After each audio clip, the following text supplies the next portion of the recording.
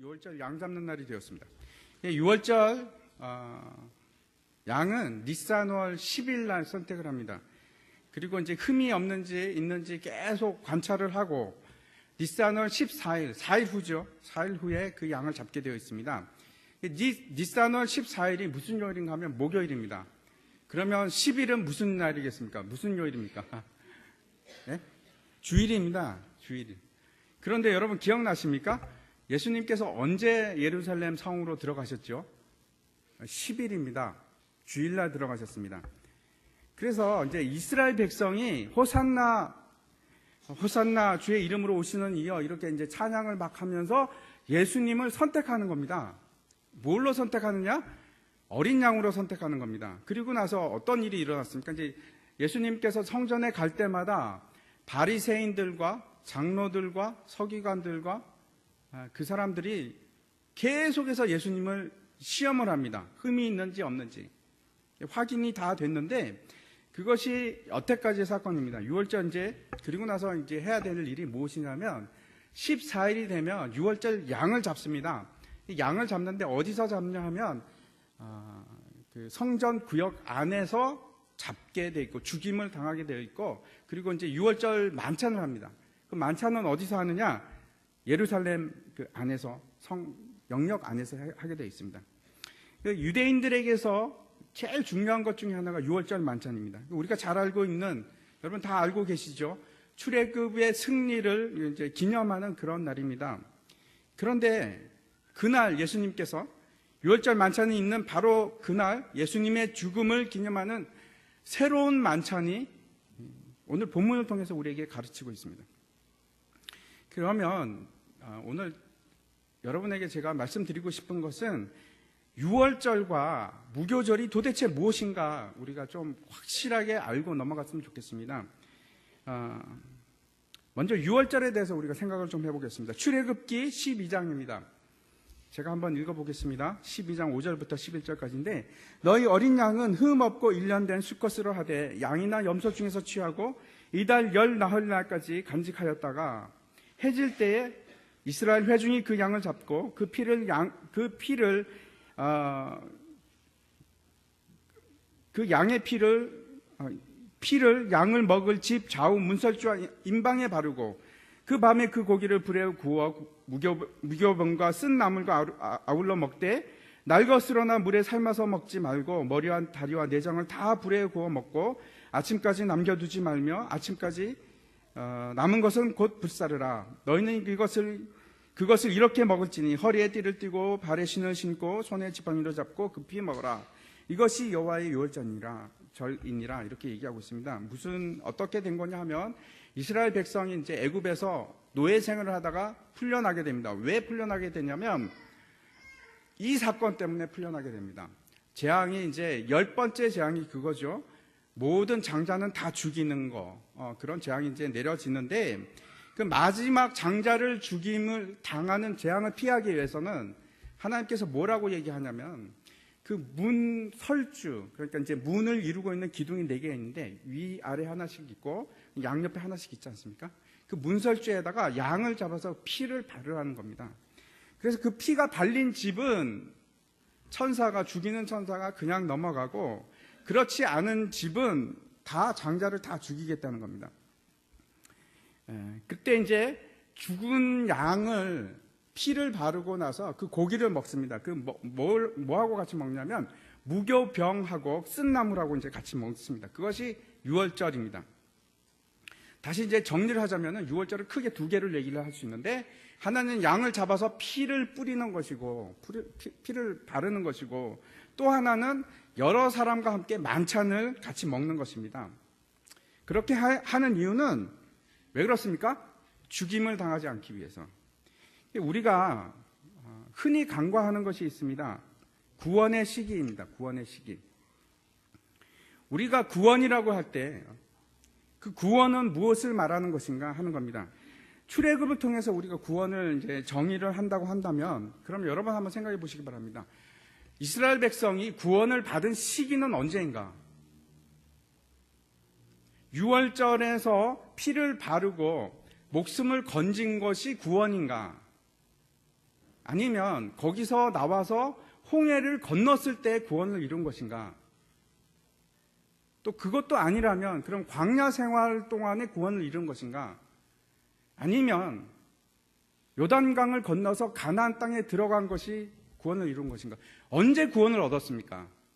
이스라엘 백성은 도대체 언제 구원을 정확하게 얻은 것입니까? 네?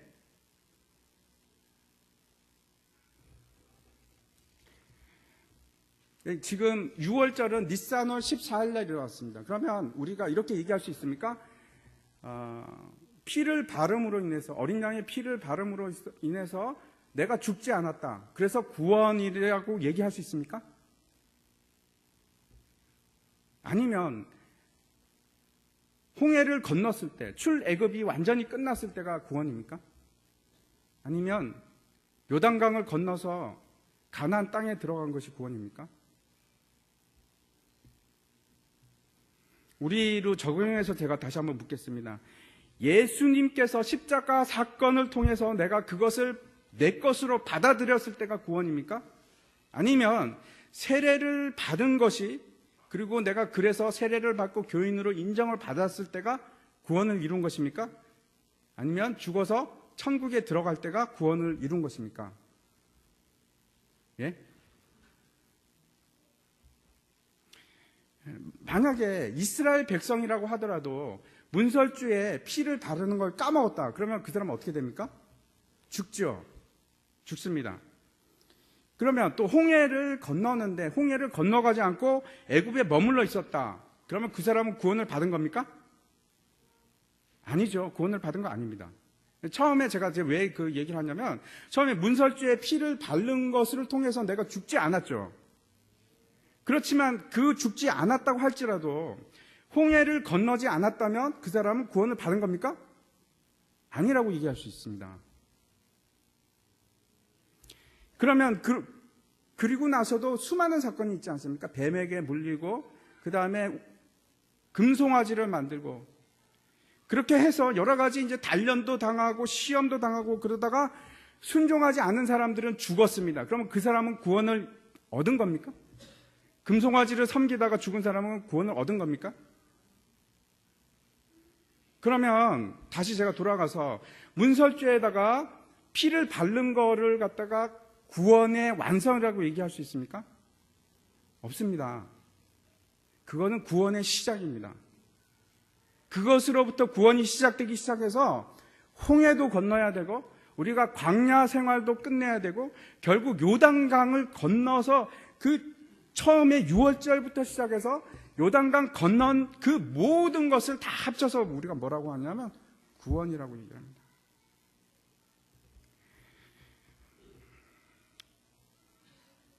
하나님께서 우리에게 주신 언약은 뭐냐 하면 내가 너를 젖과 꿀이 흐르는 가나안 땅으로 가게 하리라.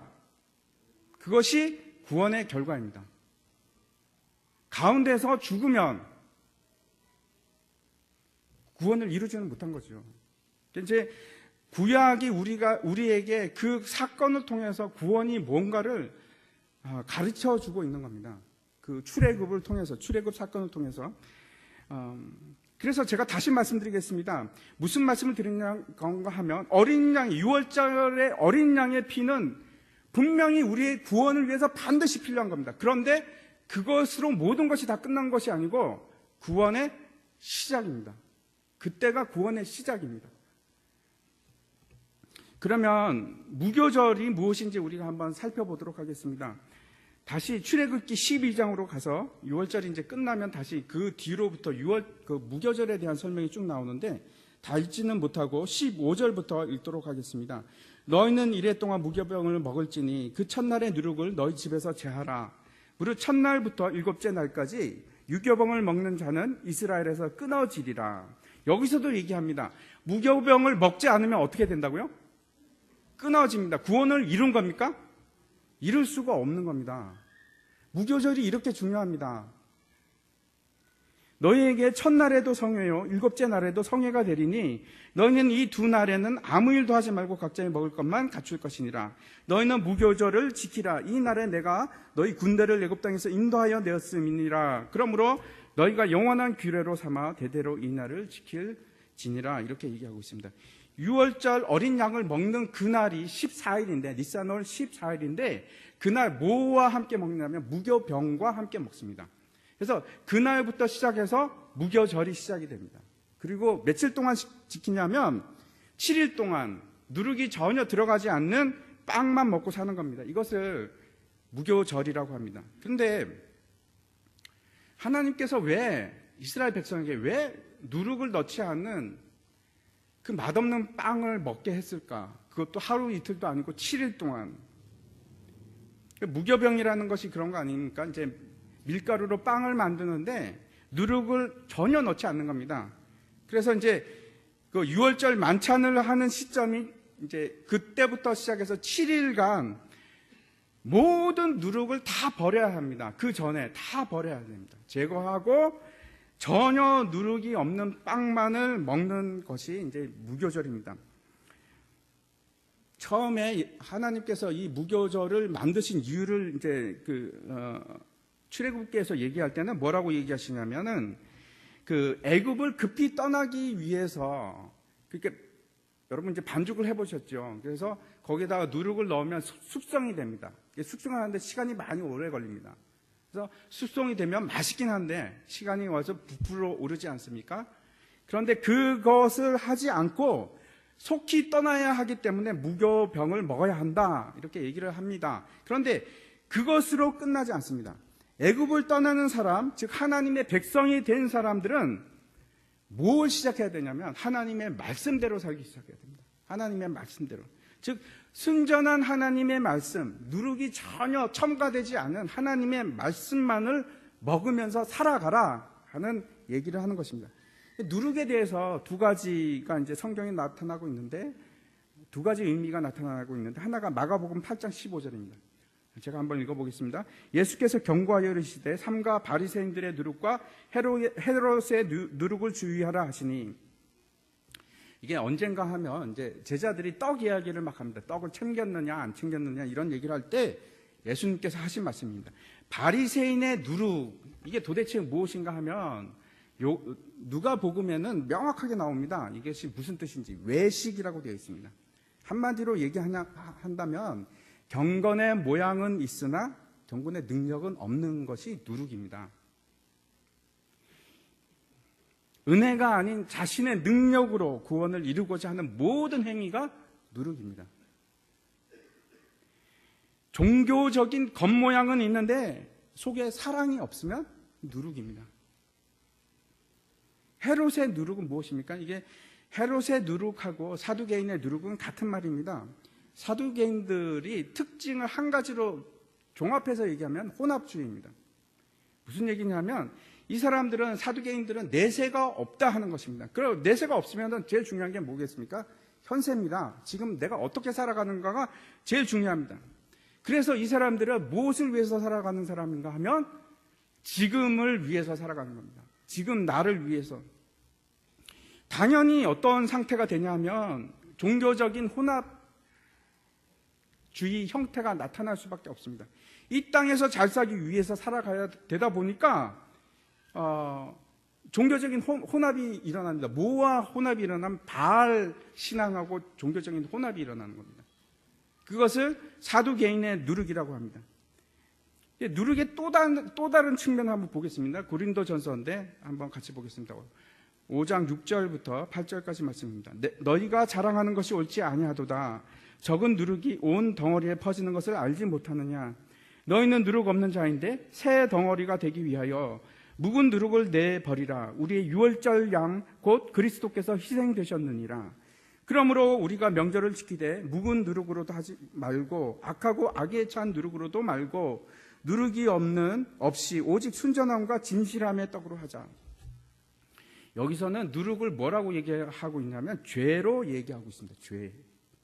우리가 이제 유월절 어린 양, 즉 예수 그리스도의 피로 우리가 속죄함을 입었다면 이제는 더 이상 누룩을 버려라. 옛 누룩을 다 버리고 묵은 누룩은 다 버리고 더 이상은 내가 죄에 속해 있던 모든 것들은 다 버리고 죄를 범하는 자가 되는 것이 아니고 내 과거의 속성들을 다 버리고 이제 하나님께로 나아가라 하는 것이 이 묵은 누룩을 버리는 일입니다. 근데 하나님께서 지금 이 출애굽기에서 뭐라고 얘기하냐면 무교병을 7일 동안 먹으라 이렇게 얘기합니다. 도대체 왜 7일인가? 이것이 과연 무슨 의미인가? 우리가 또 한 가지를 생각을 해보아야 합니다. 하나님께서 이 세상을 창조하실 때 6일 동안 창조하시고 7일째 안식을 가지셨습니다.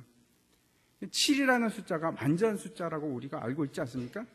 그래서 예수님께서 제자들에게 그 용서에 대해서 얘기하실 때도 7번씩 70번이라도 용서하라. 그게 무슨 말입니까?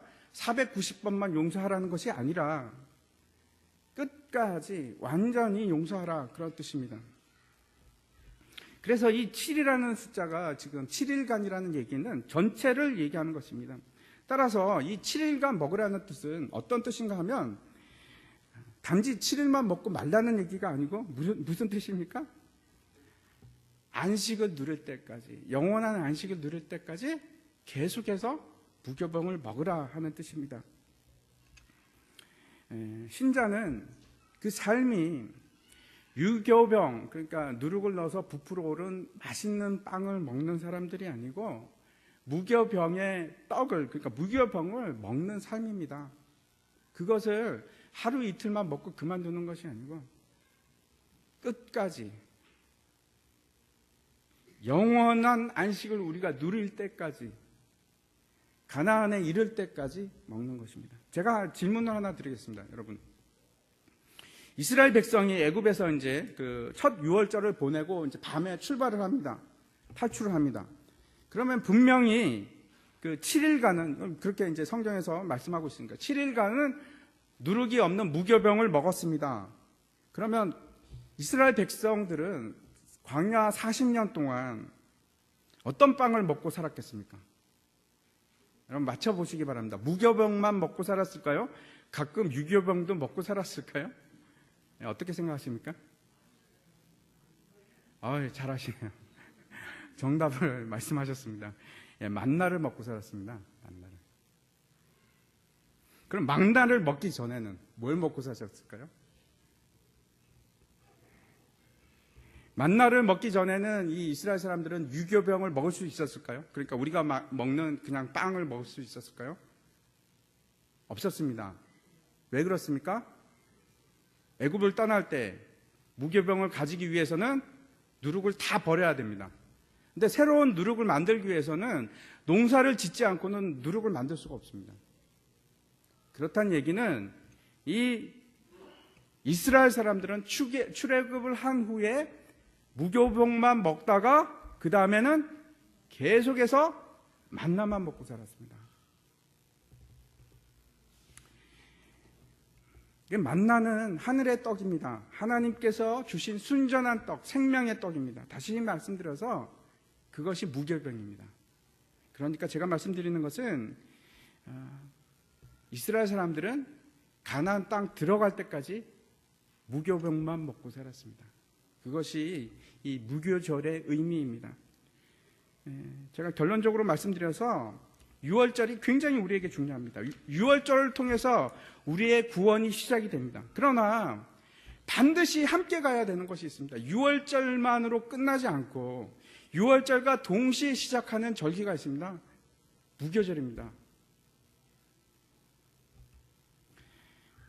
무교절이라는 것은 우리가 가나안 땅에 이를 때까지, 즉 다시 말씀드려갖고 저 천국 땅에 이를 때까지 지속적으로 우리가 먹고 살아야 되는 양식이 무교병입니다. 구원이라는 것이 십자가를 통해서, 예수 그리스도의 십자가의 피를 통해서 시작이 됩니다. 그런데 그 십자가의 구원의 결국은 천국으로 들어가는 것으로 완성이 됩니다.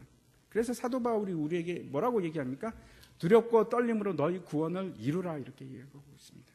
다시 본문으로 돌아가서 한번 보겠습니다. 제자들이 이제 예수님께 이렇게 묻습니다. 우리가 유월절 만찬을 어디서 하면 좋겠습니까? 그랬더니 이제 예수님께서 이렇게 말씀을 하십니다. 너희가 성내로 들어가면 물동이를 들고 가는 남자가 있을 것이다. 남자입니다. 이 사람이. 남자가 있을 것이면 그 사람을 따라가라. 그러면 그 사람이 들어가는 집의 주인한테 이야기하라. 우리가 6월절 만찬을 먹을 장소가 필요합니다. 이렇게 얘기하라고 되어 있습니다.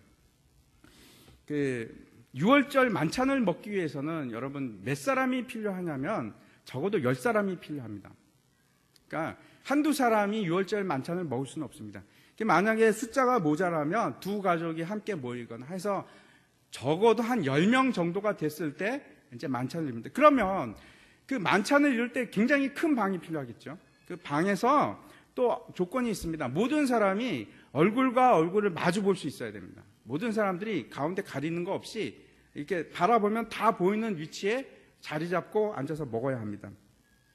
그리고 또 하나는 어떤 사람이 6월절 만찬을 위해서 방을 요구할 때 방이 있으면 무조건 내줘야 합니다. 왜 그런가 하면 하나님의 백성은 그렇죠. 하나님의 자녀입니다.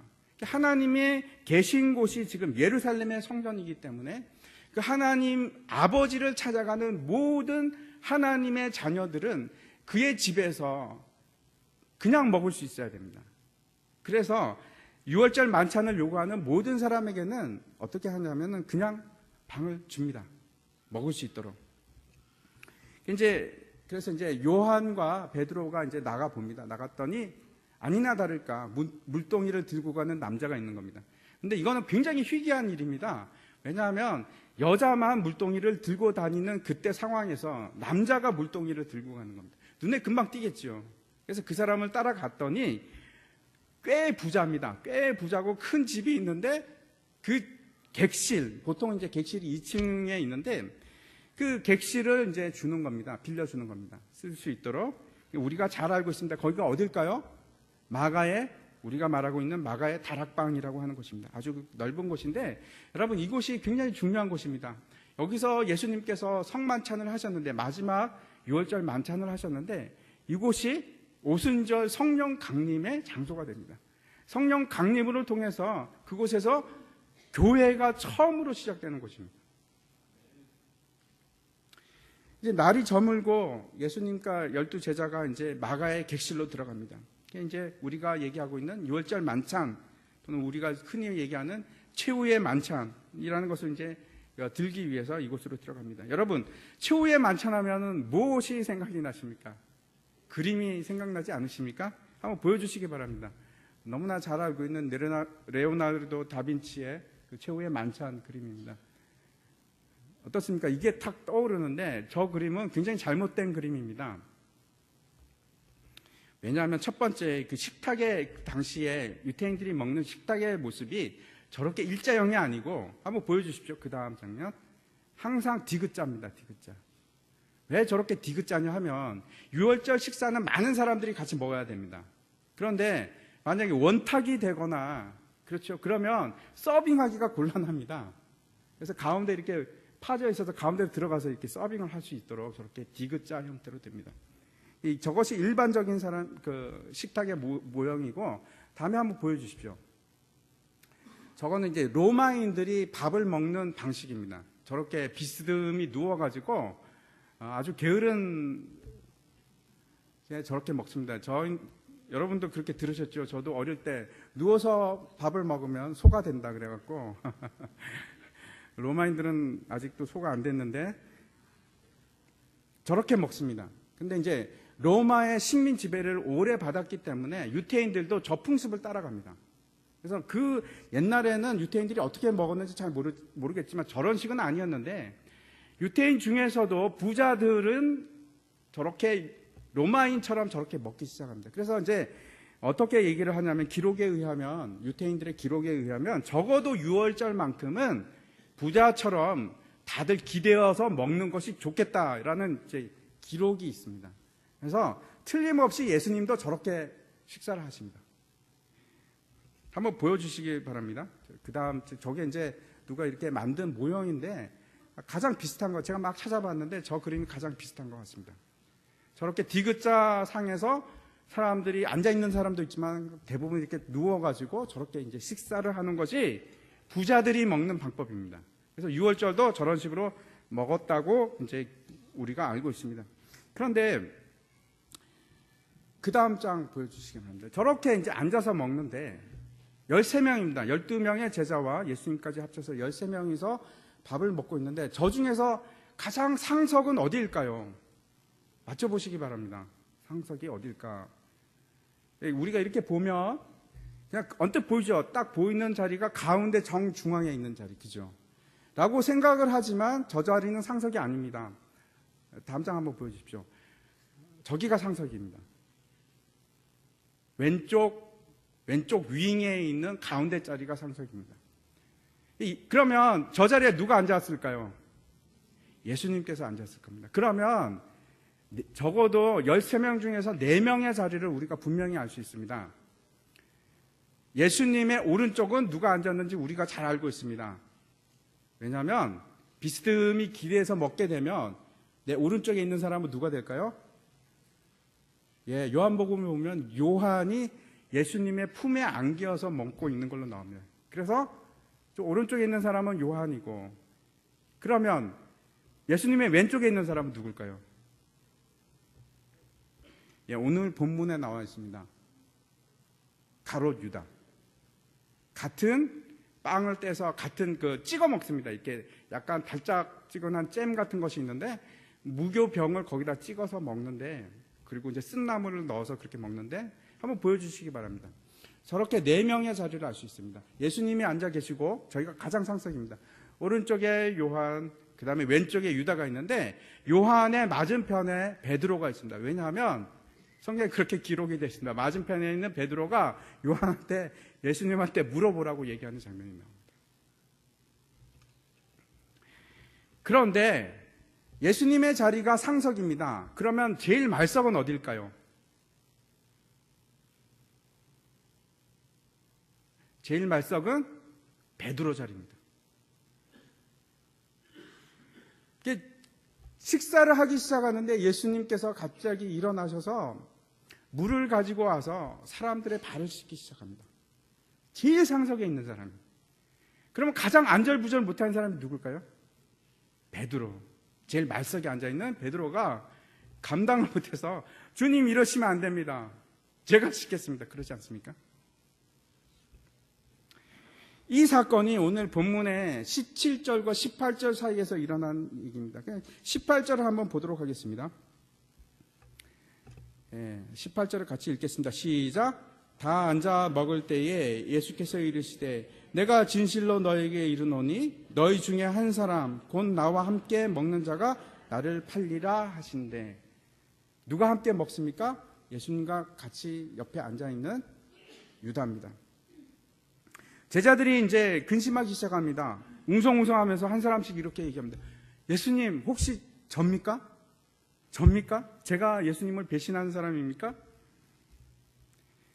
왜 그렇게 얘기했을까 한번 생각해 보시기 바랍니다. 그들도 그런 배신의 마음이 있었기 때문에 그렇습니다. 누구나 여러분 예수님을 배신할 마음을 조금씩 가지고 있는 겁니다. 한번 생각해 보시기 바랍니다. 거기서 나는 내외인가?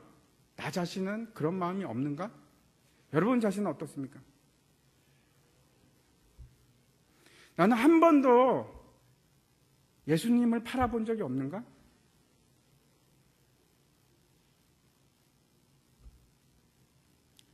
나는 한 번도 예수님을 배신한 적이 없는가? 아마 제자들도 동일한 마음이었을 거라고 생각을 합니다. 이 예수님의 행동은 의외입니다. 끝까지 그 배신자가 누구인지 감추십니다. 이름을 얘기하지 않습니다. 심지어는 예수님께서 그 사람의 발을 씻기셨습니다. 그리고 심지어는 그 사람에게 빵을 찍어서 주었습니다. 베드로가 만약에 그 사실을 알았으면, 범인이 누군지 알았으면 아마 칼 들고 가서 그냥 어떻게 했을 겁니다. 그런데 예수님은 끝까지 마지막 순간까지 참으십니다. 왜 그러셨을 거라고 여러분 생각하십니까? 왜 그렇게 참았습니까? 예수님께서 마지막 순간까지 기회를 주기 위해서, 마지막 순간까지 회개하기를 기다리면서, 그런데 가룟 유다는 끝까지 회개하지 않았습니다. 어떤 사람들은 유다에 대해서 이제 변호를 합니다. 그럴 수밖에 없었다. 그렇게 운명 지어진 사람이다. 오히려 불쌍하다. 야, 그 운명이 얼마나 기고하냐. 여러분, 그렇지 않습니다. 그에게도 동일하게 회개할 기회가 끝까지 주어졌습니다. 그리고 그 유다는 그것을 끝까지 거부했습니다. 그 21절 한번 보시기 바랍니다.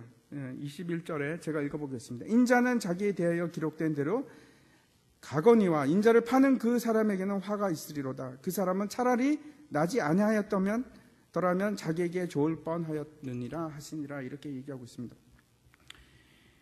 그리고 이 유다는 멸망의 자식이 되고 마는데 예수님께서 이렇게 얘기합니다. 차라리 이 세상에 태어나지 않았다면 더 좋을 것이다. 이렇게 얘기합니다. 흔히 사람들이 하나님을 무시무시한 하나님, 인정사정 없는 하나님으로 이제 얘기를 하면서 뭘 대표적으로 예를 드냐면 가나안 7족에 대해서 이제 얘기를 많이 합니다. 하나님께서 이제 이스라엘 백성을 가나안 땅에 들어가게 할 때 뭐라고 명령을 내리시냐면 가나안 땅에 있는 모든 호흡하는 자는 다 죽여라. 그게 짐승이 됐건 사람이 되었건 아이가 되었건 할아버지, 여자가 되었건 상관없이 다 죽여라. 야, 하나님 어떻게 그렇게 몰인정할 수가 있는가? 어떻게 그 사람들을 다 죽이라고 할 수 있는가? 그렇게 말하는 사람들 저는 굉장히 많이 들었습니다. 그런데 그렇지가 않습니다, 여러분. 실상은 그렇지가 않습니다. 하나님께서 그 가나안 땅이 범죄로 말미암아 관영하고 물들 때 완전히 관영할 때까지, 완전히 부패할 때까지 기다리셨습니다. 몇 년을 기다리셨다고요?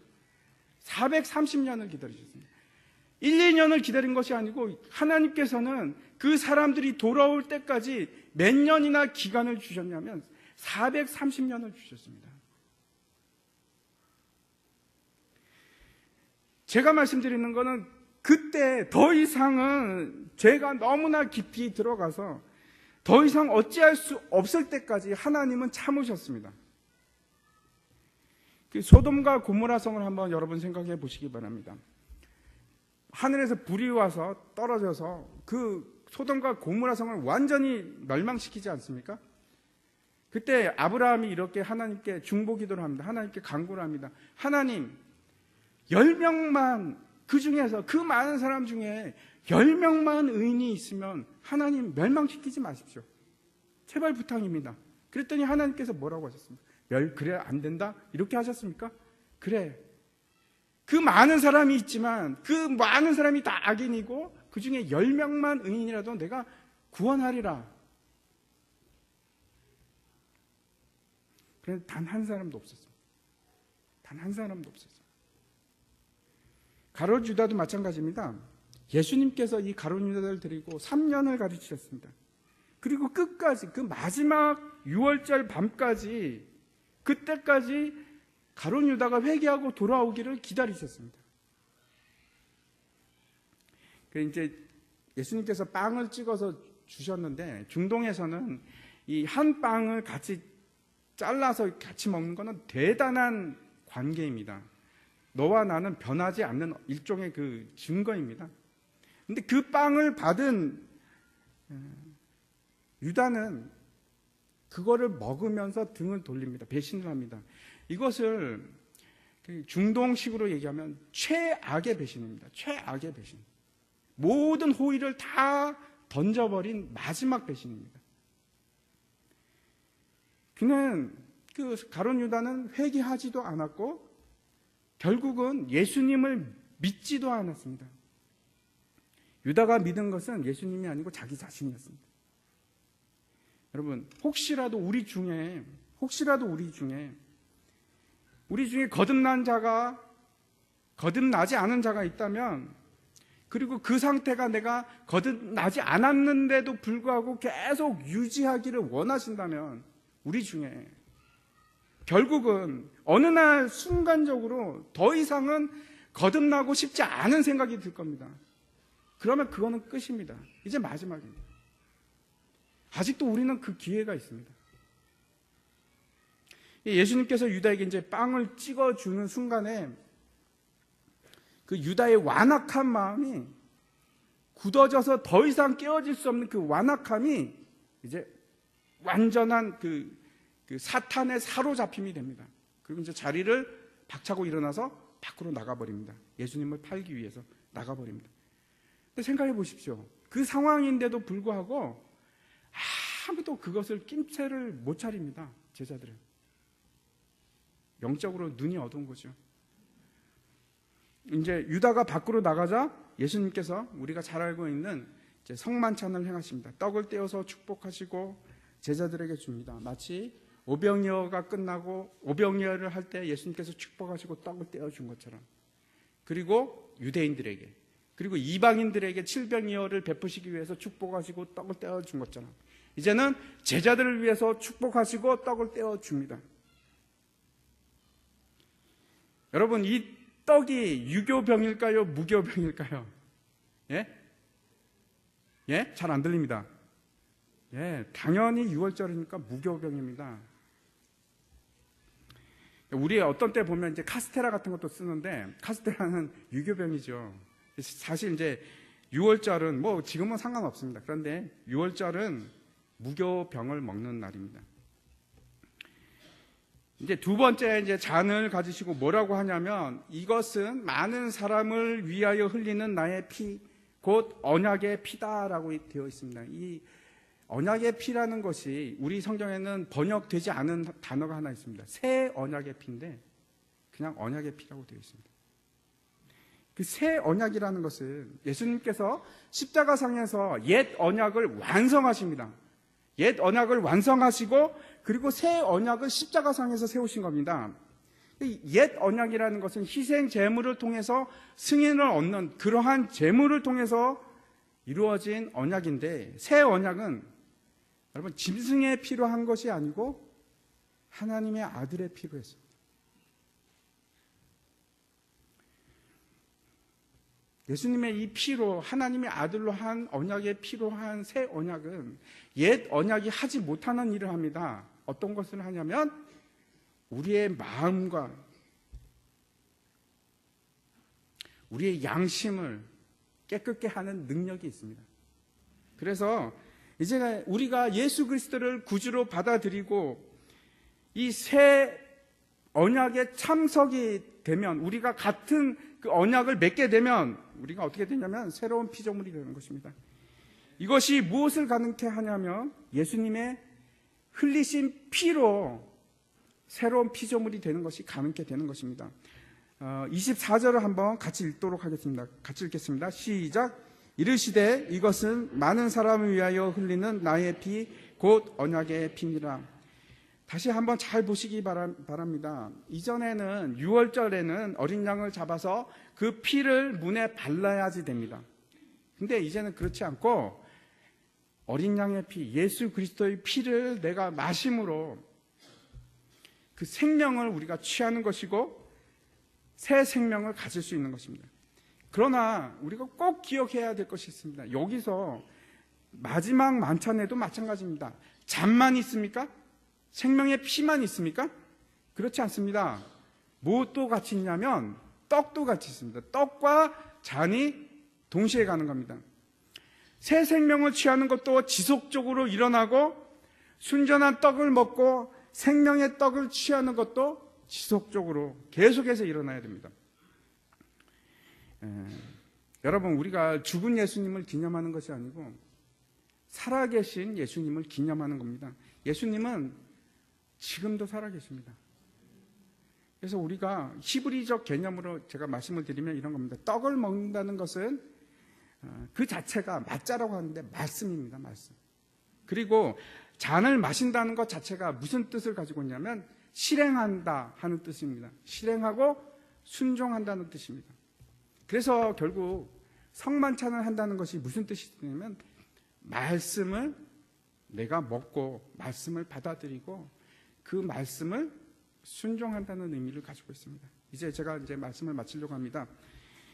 우리가 이제 여러 가지 제약 조건 때문에 1년에 2번만 성찬식을 행합니다. 우리는 분명히 유월절을 통과해서 지금 출애굽을 한 상태입니다. 하지만 우리가 계속해서 그 이후에도 계속해서 해야 될 것이 있습니다. 이 무교병을 먹고 생명의 잔을 계속해서 마시는 겁니다. 여러분, 그 이스라엘 백성들이 광야 생활을 할 때 하루에 한 오멜씩 계속해서 만나를 먹습니다. 그걸 먹지 않으면 어떻게 되겠습니까? 죽습니다. 그것이 우리의 양식입니다. 무교병이 여러분 결코 먹기 쉬운 음식이 아닙니다. 우리는 지금은 무교병을 만들 때 이제 얇게 만듭니다. 먹기가 너무 힘드니까. 그렇지만 당시에 무교병은 이렇게 두꺼웠다고 합니다. 딱딱하고 아무런 맛도 없는 그 무교병을 먹는 겁니다. 매일같이. 여러분, 그 예수님을 배신하는 마음은 가롯 유다만이 가지고 있는 것이 아니고 예수님께서 우리에게 주시기 위해서 십자가의 피를 흘리고 우리에게 주신 그 잔과 떡을 마시기 싫어하는 마음 역시 예수님을 배신하는 마음입니다. 예수님께서 유월절 만찬을 마치시고 제자들과 함께 찬양을 합니다. 너무나 충격적입니다. 보통 사람이 그런 것이 아니고 예수님께서 지금 죽음을 몇 시간 앞두고 시편으로 찬송을 하십니다. 그리고 산으로 기도하러 가십니다. 이 장면이 너무나 은혜가 됩니다. 같이 기도하겠습니다.